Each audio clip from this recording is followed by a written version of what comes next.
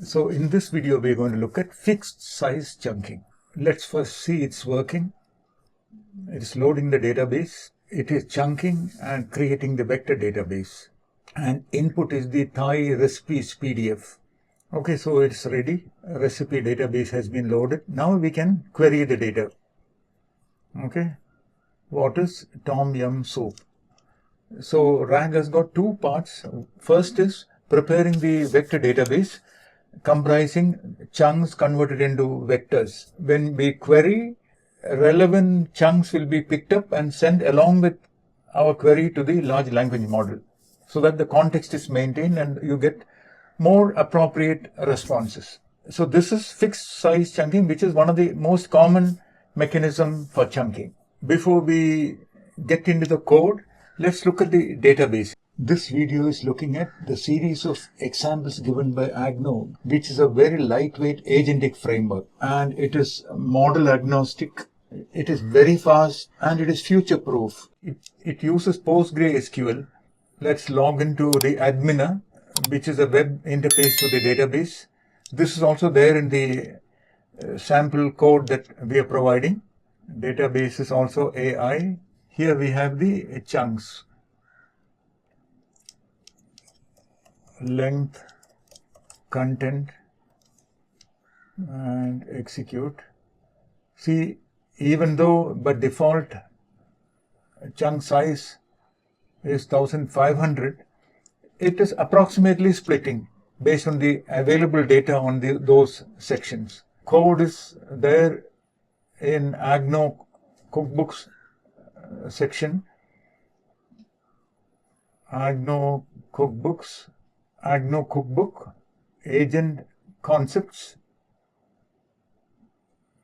knowledge, chunking, and fixed size chunking. So this is a small code. All that we need to do is to define the knowledge base using the PDF URL knowledge base from Agno itself, and then provide the chunking strategy here. So what this will do is, we are running PostgreSQL database as a Docker container, and that URL we are passing here. Okay, and this is the table name. This can be anything, but it is good to give it a relevant table name. And chunking strategy we are specifying. Here we are providing the input document. This can be uploaded PDFs or a URL to a PDF. And in the vector database, this is where we have the chunks. So that PDF has been split into chunks like this, and here is the PDF. Okay, so this is the Thai cookbook PDF, and this has been converted into these chunks of text, and each of those chunks have embedding vector.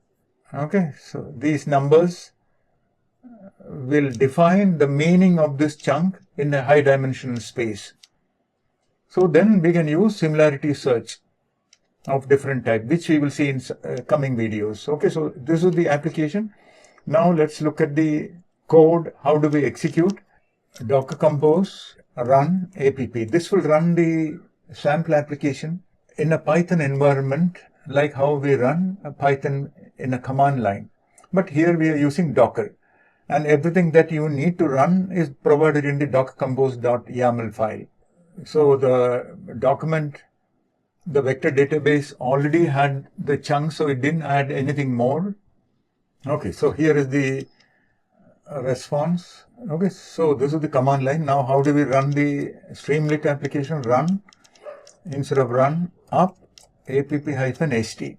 That will run the Streamlit web application. So that is what we saw here. Now it is loading the recipe database.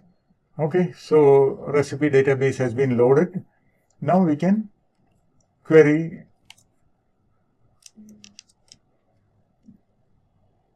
the knowledge base. Okay, so the code for you to run is provided in the description. All you need to have is Docker installed on your system. And of course, you also need API key for the model. We are using GPT-4o mini model. Okay, we are also providing the source reference PDF location. Okay, so that is it for this video. See you in the next video. Please remember to like, share and subscribe. Bye-bye.